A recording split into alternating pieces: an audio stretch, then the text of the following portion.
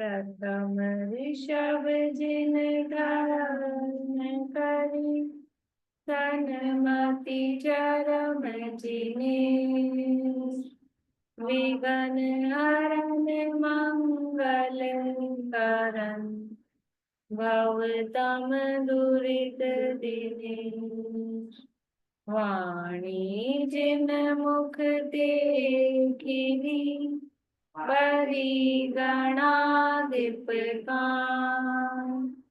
अक्षर पदमय विस्तरी, करई सकल कल्याण।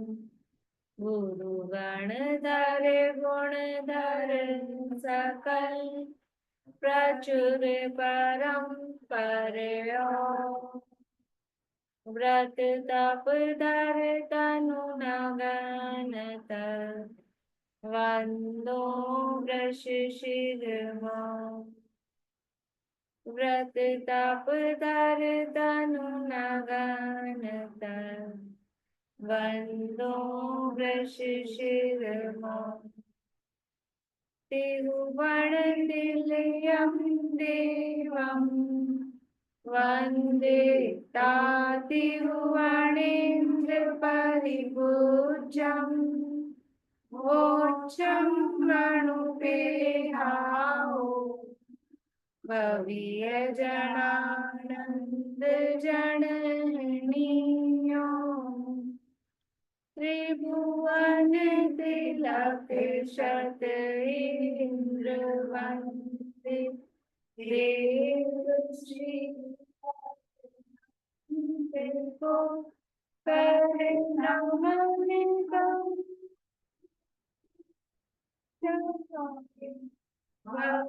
देखो सुख करे।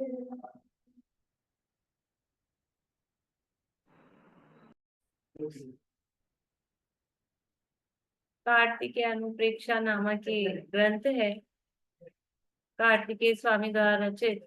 इसके अंतर्गत धर्मानुप्रेक्षा की चर्चा अपनी चल रही है, और उसमें मुनि धर्म के व्याख्यान के अंतर्गत 10 धर्मों का व्याख्यान हुआ। और उसके बाद में अब यहाँ पर पुण्य की हेता धर्म की दुर्लभता बताते हुए, और दया धर्म है, दया प्रधान धर्म है, ऐसा यहाँ आचार्य देव कह रहे हैं। और उसी की प्रमुखता करते हुए सम्यक दृष्टि के जो निशंकित आदि 8 अंग है या 8 गुण है, उनकी चर्चा यहाँ पर चल रही है। कल अपनी निर्विचिकित्सा निर्विचिकित्सा तक की चर्चा कल अपनी हो गई थी। अब अमूढ़ दृष्टि गुण को कहते हैं।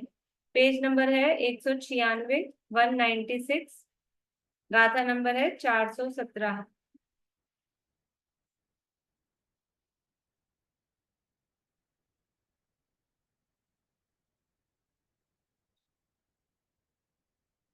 भय लज्जा लाहादो,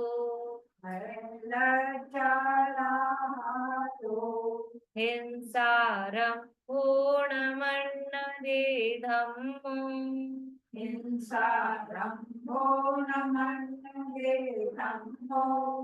जो जिण वयने लीनो,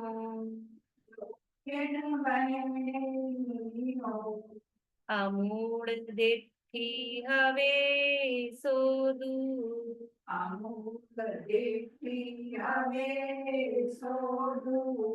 भय लज्जा लाहादो, हिंसारं पूर्णमन्नदे धम्मो।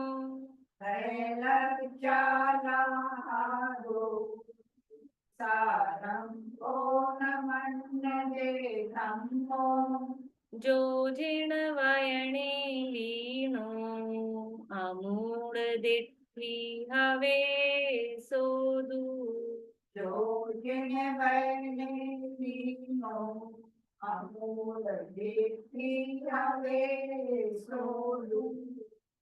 भय यानी भय, डर, लज्जा यानी शर्म, लाज, और लाहादो यानी लाभ, कुछ मिल जाएगा ऐसी वांछा। तो भय से, लज्जा से और लाभ से हिंसारंभो, हिंसा के आरंभ में, न यानी नहीं, मन्नदे यानी मानता है, धम्मो यानी धर्म, जो चाहे भय से, लज्जा से या किसी लाभ की आशा से हिंसा में धर्म नहीं मानता है। जो जिन वर्णे लीनो, जो यानी जो ज्ञानी जीव, जिन वर्णे जिन वचनों में, लीनो यानी उसमें लीन रहता है, उसमें उपयोग को लगा के रखता है।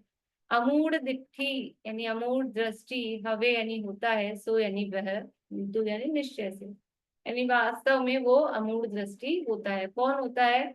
जो किसी भयाशय, स्नेह, लोभाच्छ चुका हो, या किसी लाज गारा हो और भयवश, कोई किसी डर से, किसी शर्म से, किसी लौकिक वांछा से भी हिंसा के आरंभ में जो धर्म नहीं मानता है और जिन वचनों में ही जो लीन रहता है, अपने उपयोग को उसमें लगा के रखता है, वो अमूढ़ दृष्टि होता है। अन्वय अर्थ, जो भय, लज्जा और लाभ से हिंसा के आरंभ को धर्म नहीं मानता है और जिन वचनों में लीन है, भगवान ने धर्म अहिंसा ही कहा है, ऐसी दृढ़ श्रद्धा युक्त है, वह पुरुष अमूढ़ दृष्टि गुण संयुक्त है।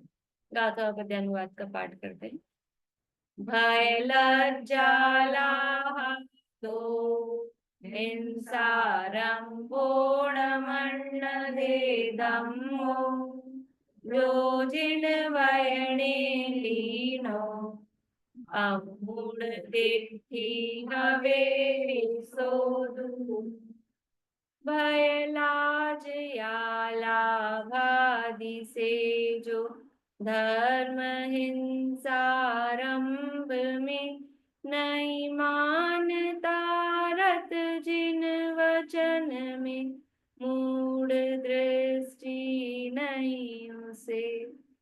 भावार्थ, अन्य मत वाले यज्ञादि हिंसा में धर्म मानते हैं, उसको राजा के भय से, किसी व्यंतर के भय से, लोक लाज से और कुछ धनादि के लाभ से इत्यादि अनेक कारणों से धर्म न माने, ऐसी श्रद्धा रखे कि धर्म तो भगवान ने अहिंसा ही कहा है, तो अमूढ़ दृष्टि गुण है।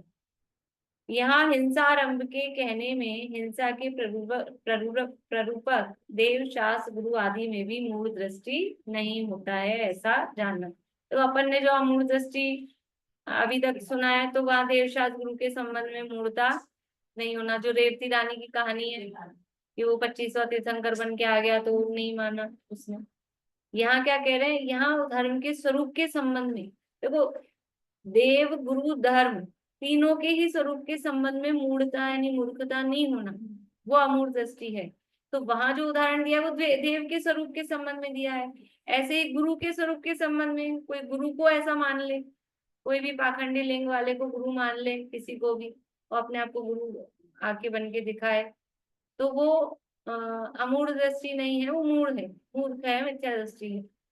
और इसी तरह यहाँ यहाँ जो स्वरूप बताया, ये धर्म के स्वरूप के संबंध में। धर्म देखो, मतलब शुरू में ही कह दिया था ना कि यहाँ अहिंसा धर्म को, दया धर्म को प्रदान करके 8 अंगों की व्याख्या कर रहे हैं। तो अमूढ़ दृष्टि को भी उसी की, किसी भी तरह से वो हिंसा में धर्म नहीं मानता है। तो किसी के डर से, कोई कहे अभी राजा की आज्ञा है कि नहीं, इसमें धर्म होता है, कि किसी किसी और बड़े आदमी की कुछ उसका डर हो, तो किसी के डर से भी हिंसा में धर्म नहीं मानता है। किसी लोकलाज से, मतलब दुनिया लोकलाज में मरी जाती है, डर तो एक बार फिर भी चलो जेन्युइन लगता है कि उससे कुछ अहित होता हुआ दिखता है, मान लो राजा की आज्ञा है, ऐसा कुछ है, तो वो फिर कुछ कर देगा। अभी प्रणमल जी साहब के साथ हुआ ना। अब मान लो राजा की जो भी आज्ञा थी, अब उन्होंने डर से भी, अपने मतलब भय से भी उनको कहा, आपने जो सब लिखा है माफी मांग लो, ये कर लो। तो उन्होंने कहा नहीं, हमने कुछ गलत लिखा ही नहीं, माफी किस बात की मांगे। तो डर से भी नहीं किया, लेकिन वहां तो फिर भी एक बार अपनी जान की बात आती है। पर लाज से, लोग शर्म के मारे कि इधर मान लो अड़ोस पड़ोस में कुछ हैं, अदर कास्ट हैं, कुछ हैं ग्रेट मिथ्यास्टी हैं, अब इनका कोई कार्यक्रम हो रहा है, कोई नहीं जाएंगे तो अच्छा नहीं लगेगा, रहते हैं सोसाइटी में, रहते हैं उसमें उसमें अरे जाना पड़ता वाली बात अलग है, कोई आपको फोर्स करे। ये तो खुद ही अपने मन से सोचता है जी, कि वो लोग क्या सोचेंगे कि ये सोशल ही नहीं है, ये आते जाते ही नहीं है। ये लोग जबरदस्ती गई, कोई कहे फोर्स करे या कुछ ज्यादा संपर्क हो, वो एक अलग बात होती है। लेकिन मतलब 80% लोग तो ऐसे अपने मन से ही सोचते हैं कि नहीं, अच्छा नहीं लगता है, ऐसे नहीं जाएंगे, तो जबरदस्ती खुद ही सोच अपने मन से। तो ये लाज वाली चीज तो बड़ी खतरनाक है। और फिर लाभ से, ये तो है ही असली प्रयोजन, तो कुछ ना कुछ मतलब हिंसा में आरंभ की बात करें ना, आरंभ में धर्म मानने की बात, तो अब लाभ कौन कौन सा हो सकता है? धन आदि का लाभ, उसके लिए कोई कुछ भी करे कि इसको धर्म मान लो, ऐसा कर दो, ये चढ़ा दो, वो चढ़ा दो, इसको ऐसा वैसा। शरीर की सुरक्षा के लिए, बीमारी बीमारी हो जाए ना, फिर देखो वो कुछ भी, वो धर्म मतलब करता लाभ के लिए, लेकिन उसको धर्म भी मानता है। इनके इनके चढ़ा दो, उनके ऐसे चढ़ा दो, इनके ऐसा कर दो, इस तरह की लोग बाग देते हैं आके, सुझाव देते हैं, कहीं कोई तकलीफ हो जाए तो ये कर दो, वो कर दो, ऐसा कर दो। तो वो अपने लाभ के लिए, तो चाहे आर्थिक लाभ हो, चाहे शारीरिक लाभ हो, और कोई पारिवारिक किसी भी तरह की इस तरह की बातें हों, तो किसी भी तरह से देखो, हिंसा होती है उसके जीवन में, उसका निषेध नहीं है, हिंसा होती है, लेकिन हिंसा में धर्म मानना, उसकी बात चल रही है। हिंसा जीवन में नहीं होती है समयदृष्टि जीव के, वो नहीं कह रहे हैं। केवल संकल्प ही हिंसा का त्यागी होता है। 3 प्रकार की हिंसा चलती रहती है जीवन में, लेकिन वो हिंसा करने योग्य है, उपादेय है, ऐसा भी नहीं मानता, उसके प्रति खेद ही वर्तता है, छोड़ने की ही भावना है। और उसमें धर्म तो कदापि नहीं मानता।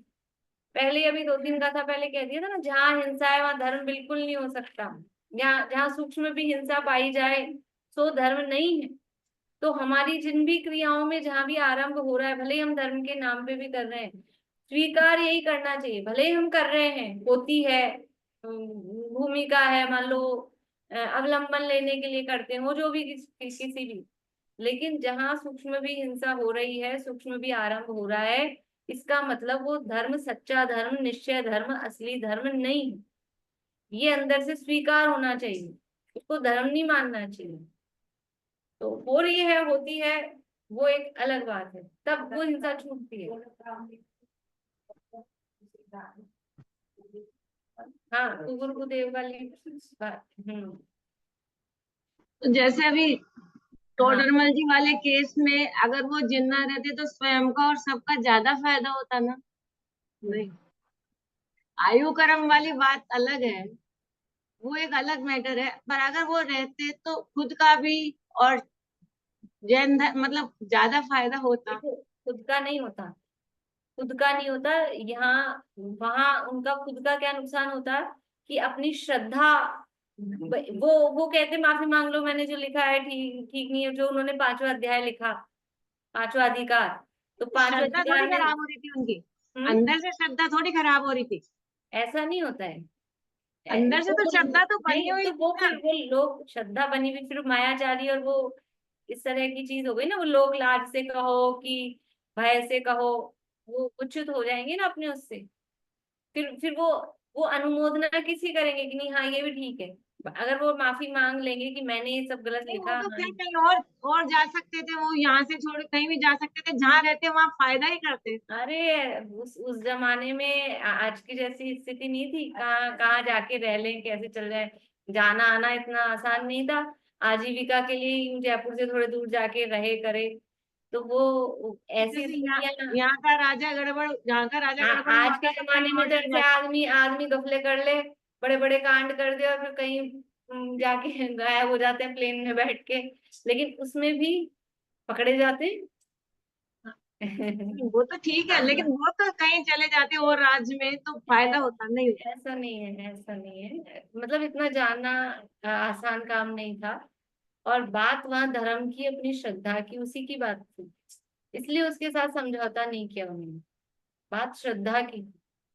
फिर वो जैसे उसने राजा ने क्या किया, वसु राजा ने, इतनी सी तो बात कही थी कि ठीक है, ये जो कह रहा है नारद कहे सो सत्य है, नहीं पर्वत। वो तो हिंसा थी ही थी, वो तो हिंसा ही थी। तो वो तो हिंसा ही थी, तो यहाँ भी तो उसी की अनुमोदना हो जाती। इतने बड़े पूरे समाज के वो नेता थे टोडामल जी साहब, सब उनको फॉलो करते थे। हजारों की संख्या में उस जमाने में लोग बिना माइक के उनको सुनने आते थे। तो वो कहते थे हाँ मैं माफी मांग रहा हूँ, मैंने जो लिखा है वो गलत है। तो फिर वो सारी उनकी जो फॉलोअर्स थे, क्या होता, क्या होता, नहीं कर सकते थे। मैम नहीं, क्या लिखा, मैंने सुना नहीं। क्या लिखा उन्होंने? सुना नहीं मैंने अभी। पांचवें अधिकार में उन्होंने अन्य मतों के समझ लो अन्य मत निरूपण किया है, कहाँ कहाँ क्या क्या गलतियां चल रही हैं, अलग अलग जो मान्यताएं चल रही हैं, कहाँ कहाँ क्या क्या गड़बड़ चल रही धर्म के नाम पे। पूरे ही मोक्ष में प्रकाशक जितना अपने पास है सातवें अधिकार तक, एक एक की भूलें चुन चुन के निकाल के बताई है। शुरू में चौथे अधिकार में अग्रहित मिथ्यात्व का वर्णन है, पांचवें अधिकार में ग्रहित मिथ्या दृष्टियों का निरूपण है, छठे में फिर जो जैन नामधारी में ग्रहित मिथ्यात्व चल रहा है उसका वर्णन है, सातवें में जो स्वाध्याय करते हैं उनके भी मिथ्यात्व रहता है उसका वर्णन है। तो सब तो दुश्मन हो गए, जैनी अजैनी, पढ़ने वाले बिना पढ़ने वाले, सब सबकी लूप होल खोल दिए कि 220 नंबर पेज पढ़ो मोक्षा प्रकाशक का, ऐसे लगता है मुझे ही देख के लिखा है। हर आदमी ये सोचेगा मुझे ही देख के लिखा है, क्या पता नहीं मुझे ही देख रहे थे क्या। ऐसा है बिल्कुल एक एक चीज। तो वो अगर वो उसको वो अपनी जान बचाने के लिए अगर वो कर लेते कि और मैं रहूंगा तो औरों का दूसरों के, देखो प्रभावना, इससे ये भी समझ में आता है प्रभावना ही कोई हमारा चरम लक्ष्य नहीं है, पहले आराधना है। आराधना में स्खलन होता है अगर हम गलत चीज का सपोर्ट कर रहे हैं तो, और प्रभावना तो होनी होगी तो हुई ना, उस रूप में वो उससे प्रभावना हो गई। अब इसलिए आपने आयतनों को बचाने के लिए कुछ कुछ चेंज किया था ना। अब आयतन जब मुसलमान शासक आए थे तो किया था ना।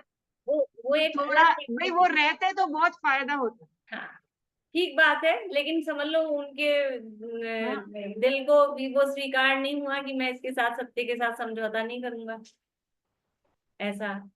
तो वो सत्य के साथ समझौता उनको स्वीकार नहीं हुआ, और फिर बाकी तो होनहार और जो भी है हाँ। वो है ही निश्चित जो है। वो तो राजों के उपसर्ग की तो बात अलग है, यहाँ तो भी गृहस्थ हैं तो ये तो कर सकते थे ना, विरोध भी कर सकते थे। अब इनका भी कहना ठीक है भाग जाते कहीं छुप जाते राजा ने कह दिया था कहीं छुप जाते, ये ऐसा नहीं है। देख हाँ भाई वो डिपेंड इस पे बात ये अगर एक तो साधारण व्यक्ति हो ना अपने जैसा जिसकी कोई मतलब ऐसे कोई वो नहीं है, तो वो कुछ भी करे ठीक है, अकेले मतलब पता इतना वो नहीं है। लेकिन वो जो सबके नेता थे, नेता मीन्स हाँ, सब उनको फॉलो करते थे, तो फिर वो किस तरह से ऐसा कर सकते थे। हाँ हाँ ऐसे हाँ कहते हैं बाद में तो राजा भी पछताया।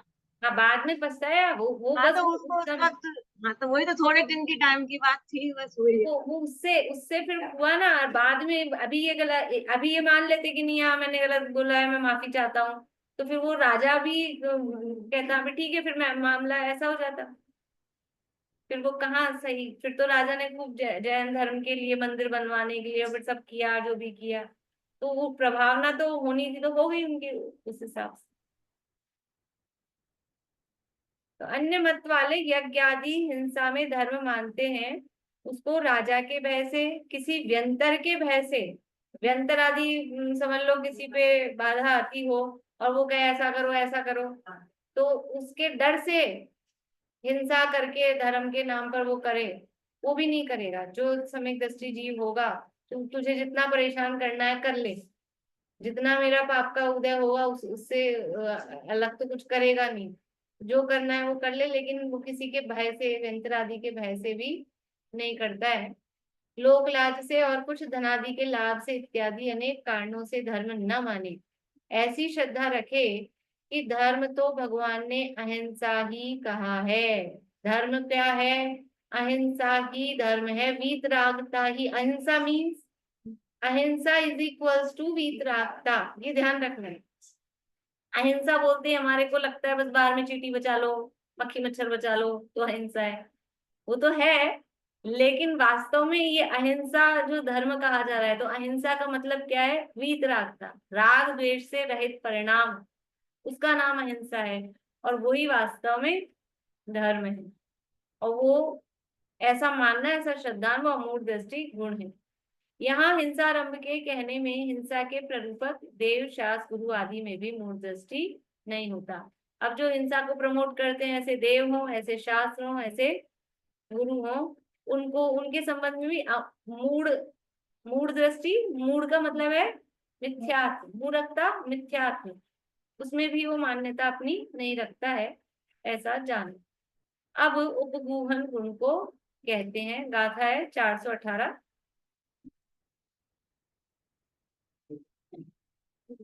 जो पर दो सम गोवदी, जो पर दो सम गोवदी, निय सुकयम जो न पयास दे लोए, निय सुकयम जो न पयास दे लोए, भवियव भावण रहो, भवियव भावन रहो, उपगूहन कारओ सोहु, उपगूहन कारओ सोहु, जो पर दो सम गोवदी, निय सुकयम जो न पयास दे लोए, जो पर दो सम गोवदी, निय सुकयम जो न पयास दे लोए, भवियव भावण रहो, उपगूहन कारओ सोहु, भवियव भावन रहो, उपगूहन कारओ सोहु। जो यानी जो जीव पर दोषम गोवदी, पर के दोषों को, दूसरे के दोषों को, गोवदी गोपति छुपाता है, गुप्त करता है, छुपाता है।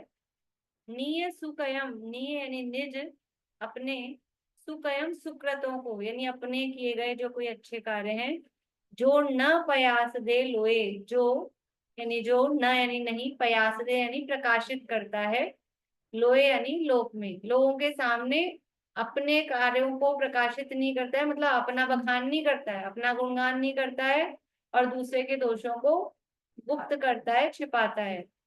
भवियव्य भावण रहो, भवितव्यता की भावना में रत रहता है। भवितव्य, भवियव्य यानी जो होना है वो निश्चित है, होनहार जैसी है वैसी है, जो होना है वो निश्चित है, ऐसी भावन यानी भावना में, रहो यानी रक्त रहता है। उपगूहन कारओ सोहु, वह, सो यानी वह उपगूहन कारओ, उपगूहन को करने वाला होता है, उपगूहन को करने वाला यानी वो उपगूहन गुण का धारी होता है। अन्व्याट पढ़ते हैं।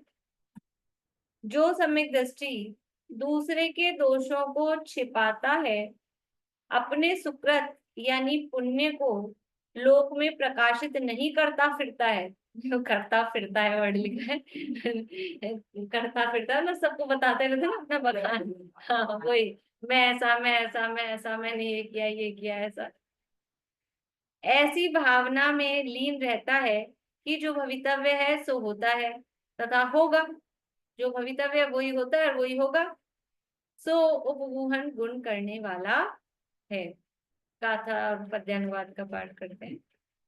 जो पर दो सम गोवदी, निय सुकयम जो न पयास दे लोए, भवियव भावन रहो, उपगूहन कारओ सो, पर दोष को जो ढांकता, निज गुण प्रसिद्ध नहीं, प्रसिद्ध होना चाहिए, निज गुण प्रसिद्ध नहीं करे, भवितव्य को भावे सदा जो, उसे उपगुहन कहे। देखो जो ये इसमें, ये तो अपने को पता ही है, परदोष को छिपाना, दूसरे के दोषों को छिपाना। उपगुहन का मतलब क्या है? गोपित करना। तो जो दूसरे के दोषों को उगाड़ता नहीं है, प्रकाशित नहीं करता। और उपग्रहण, अपने गुणों को बढ़ाता है, अपने गुणों को प्रकाशित नहीं करता और दूसरे के दोषों को प्रकाशित नहीं करता। दूसरे के दोषों को छिपाता है और अपने गुणों को छिपाता है, ये उपगुहन। और अपने गुणों को बढ़ाता है वो उपग्रहण। ये हमने अभी तक पढ़ा है। अब इसमें कहा है कि ये भवितव्य भावण रहो से को क्यों लिया है यहाँ बीच में भवितव्यता?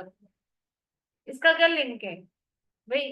पर दोषों को छिपाता है, अपने गुणों को छिपाता है, अपने गुणों को नहीं बखान करता है। तो इसमें भवितव्य की भावना वाली क्या बात है? देखो अपने जो है ना, नियत सुकयम जो ना प्रयास दे, अपने गुणों का बखान नहीं करता फिरता है। जो, हाँ, जो भवितव्य में होना होगा वो होता है और वो होगा। दूसरे के जो दोष हैं उसको भी उघाड़ता फिरता नहीं है, दूसरों को बताता नहीं है कि अब जैसा होनहार है वैसा होता है, यथा योग्य जिसका जो परिणमन होना है वो वैसा होगा। अब किसी में कोई दोष है उसको सबको बताने से क्या होगा? और अपने गुणों को देखो, अपने गुणों का बखान भी वो समझता ही है, मैं कौन हूँ और मेरे गुण क्या हैं। तो ये शरीर से संबंधित जो गुण है, पर्याय से संबंधित, उसी का तो करते हैं बखान। कोई ये बखान करता है मैं ज्ञान स्वभावी हूँ, मैं दर्शन सुखवीर स्वभावी हूँ? वो तो कोई करता नहीं है। वो करे तो करो, फिर कोई दिक्कत नहीं है, लेकिन वो तो कोई करता नहीं है। तो वो पर्याय को मैं मानता ही नहीं है। वो जो गुणों का बखान करने वाली बात है वो पर्याय आश्रित गुणों की बात है ना, तो पर्याय को मैं मानता ही नहीं है, इसलिए ये मेरे गुण, ऐसा वो मानता ही नहीं है। इसी तरह से जो दूसरे के दोष दिख रहे हैं तो वो भी तो पर्याय रूपी है ना, वो भी उसके पर्याय के ही दोष है। जैसा मैं द्रव्य स्वभाव में अनंत गुणों का पिंड, शुद्ध दोषों से रहित निर्दोष तत्व हूँ, वैसा ही सामने वाला भी निर्दोष तत्व है। अब ये जो दोष दिख रहा है तो ऊपरी ऊपरी पर्याय का है। अब जैसे मैं पर्याय रूप नहीं हूँ वैसे वो भी पर्याय रूप नहीं है। इसलिए वो ये सब विचार करके कि जो भवितव्य है, जैसा एक दिन सबको मोक्ष जाना है, सबको ही सिद्धालय जाना है, सबको ही पुरुषार्थ जगाना है, इसलिए जो अभी ऐसा दिख रहा है दोष से युक्त, वो भी एक दिन सिद्धालय में जाके विराजमान होगा। जो इतने इतने आतंकवादी है ना, इतना वो करके करते हुए दिख रहे हैं, सबको दुष्ट दिख रहे हैं, नमो सिद्धानम जब हम बोलते हैं ना तो उनको नमस्कार करते हैं, उनको त्रिकाल वर्दी सिद्धों को नमस्कार करते हैं कि नहीं करते? तो जितने नारकी नरक में मारपीट कर रहे हैं और जितने आतंकवादी दुनिया में, सब मोक्ष जाने वाले हैं। कोई जल्दी, और क्या पता अपने से पहले चले जाएं, देर नहीं लगती है सुधरते। इसलिए जो भवितव्य है वैसा, ऐसी भावना में वो लीन रहता है तो दूसरे के दोष दिखते ही नहीं है। अब मतलब दोष तब दिखे ना जब पर्याय दृष्टि हो, तो दोष दिखे। वो उसकी दृष्टि द्रव्य पर है तो दोष दिखते ही नहीं है। तो ये असली सच्चा उपगुहन गुण जीवन में होता है। भावार्थ देखते हैं। सम्यक दृष्टि के ऐसी भावना रहती है कि कर्म के उदय के अनुसार मेरी लोक में प्रवृत्ति है सो होनी है, सो होती है। ऐसी भावना से अपने गुणों को प्रकाशित नहीं करता फिरता है, दूसरों के दोष प्रकट नहीं करता है। देखो ये बात कितनी जगह आती है। एक उपगुहन गुण की बात है, एक समझ लो नीच गोत्र के आश्रम की बात आती है, तो वहां भी ये कहते हैं कि परात्म निंदा प्रश्न से। और फिर भी जीव चाहता तो ये है कि हमें अच्छा शरीर मिले, अच्छी गोत्र मिले, अच्छा पुण्य का उदय रहे, और फिर भी काम तो वही, ये तो सबके चलते रहते हैं। मतलब कोई ऐसा हो सकता है पर निंदा कदाचित ना करे, कदाचित लेकिन ये अपने गुणों का बखान करता फिरता इससे तो बचा हुआ कोई कोई बिरला, मतलब सम्यक दृष्टि को छोड़ दो, ये तो सामान्य बात कर रहे हैं। तो ऐसा मुश्किल होता है, वरना अपने गुणों का बखान करने की ये तो जैसे बाय उसमें डिफॉल्ट पड़ी है ना चीज, ऐसी होती है। तो वो क्या विचार करता है, उसकी भावना रहती है कि कर्म के उदय के अनुसार मेरी लोक में प्रवृत्ति है, सो होनी है सो होती है। ऐसी भावना से अपने गुणों को प्रकाशित नहीं करता फिरता है, दूसरों के दोष प्रकट नहीं करता है। साधर्मी जन तथा पूज्य पुरुषों में किसी कर्म के उदय से दोष लगे तो उसको छिपावे, उपदेश आदि से दोष को छुड़ावे। ऐसा न करे जिससे उनकी निंदा हो, धर्म की निंदा हो। धर्म धर्मात्मा में से दोष का अभाव करना है, सो दोष का छिपाना भी अभाव ही करना है। क्योंकि जिसको लोग न जाने सो अभाव तुल्य ही है, ऐसे उपगूहन गुण होता है। देखो, अब क्या कह रहे हैं कि साधर्मी जन तथा पूज्य पुरुषों में किसी कर्म के उदय से दोष लग जावे तो उसको दुनिया में प्रकट करने से क्या होगा, भाई निंदा ही होगी ना धर्म की और धर्मात्माओं की। तो उसको छुड़ाए, उसके दोष को छुड़ाए।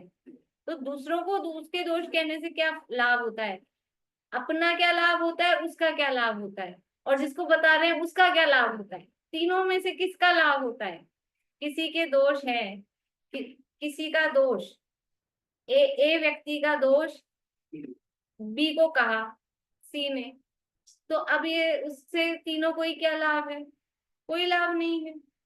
जो सुन रहा है, सुनने वाले को तो क्या लाभ है, उल्टा समझ लो जो भी परिणाम होंगे वो और अनुमोदना में उसको भी पाप का बंध होगा, जो कह रहा है उसको भी पाप का बंध होगा, और जिसके दोष कह रहा है उसमें सुधार कुछ होगा नहीं, तो क्या फायदा है। तो जिसके दोष हैं तो उस पर उसको बताया जाए विनय अपने पूर्वक हाथ बना प्यार रहे हैं से। हाँ, उसको उसको भी तरीके से, हाँ प्रायश्चित रूप से उसको बताया जाए तो वो अपना दोष सुधार ले, तो ठीक है। सबको बताने से क्या मतलब है, उससे धर्म और धर्मात्माओं की ही निंदा होती है। मतलब ये है ना, ये केवल कोई धार्मिक गुण है या धर्मात्माओं के गुण है, ऐसा नहीं, दुनिया में भी अपने घर गृहस्थी में भी ये फॉलो करने जैसा है।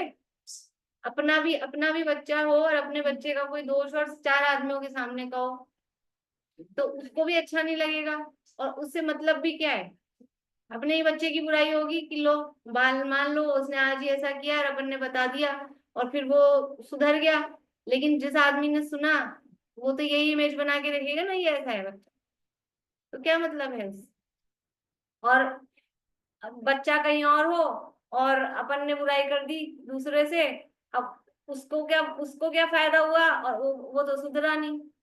तो इसलिए मतलब ये तो बच्चे का उदाहरण दिया, किसी की भी घर में आपस में करो तो क्या मतलब है, क्या प्रयोजन है। इसलिए को बताया। हाँ, जिसका दोष है उसी को बताना चाहिए, मैंने कहा उसको भी तरीके से, हाँ तरीके से कि ये तुम्हें मतलब वो उसको उस तरह से बताया तो पता लगा वो दोष छोड़ने की बजाय और उसी में, तो ये भी बड़े मतलब उसकी चीज है।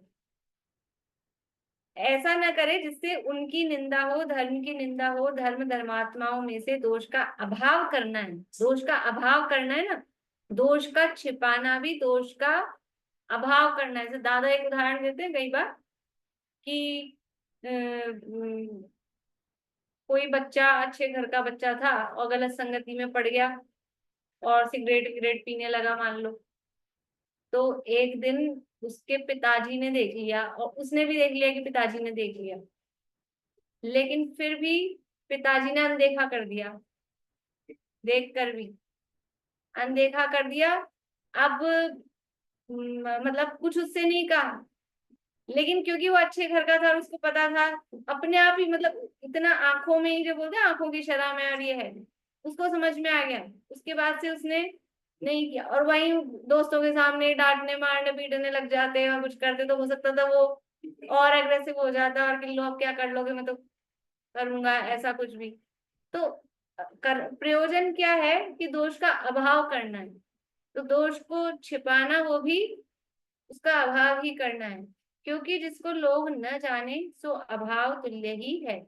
लेकिन हर केस में नहीं, ये तो परिस्थिति देखकर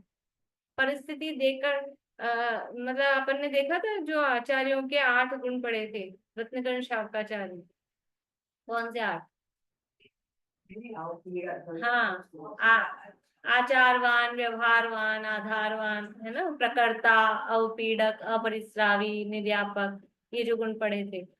तो उसमें वो जो अवपीड़क था कि वो कैसे भी करके, अगर वो तो समझ जाते हैं कोई कुछ ना कुछ मतलब ये छुपा रहा है, तो कैसे भी करके उसको डांट के मतलब पहले प्यार से दोष निकलवाने की कोशिश करते हैं, और नहीं हो तो फिर डांट के कैसे भी करके, ताड़ना देकर भी उससे दोष निकलाते। प्रयोजन क्या है?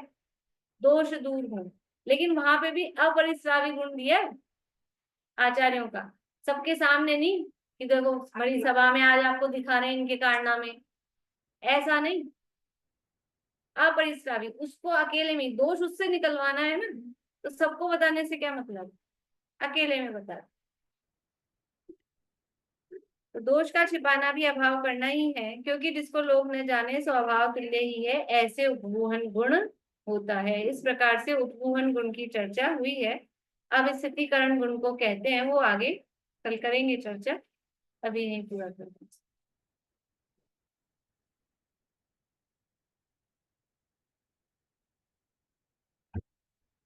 निर्ग्रंथता की भावना अब हो सफल मेरी, जीते क्या हो नाम हर घड़ी में,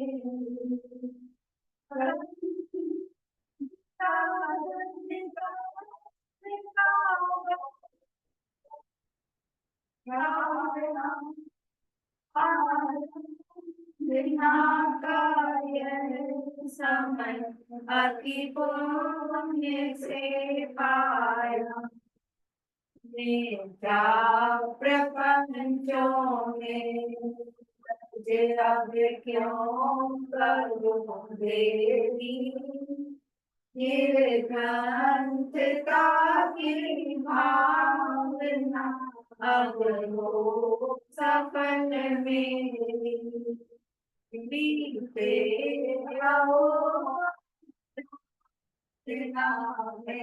हर घड़ी में।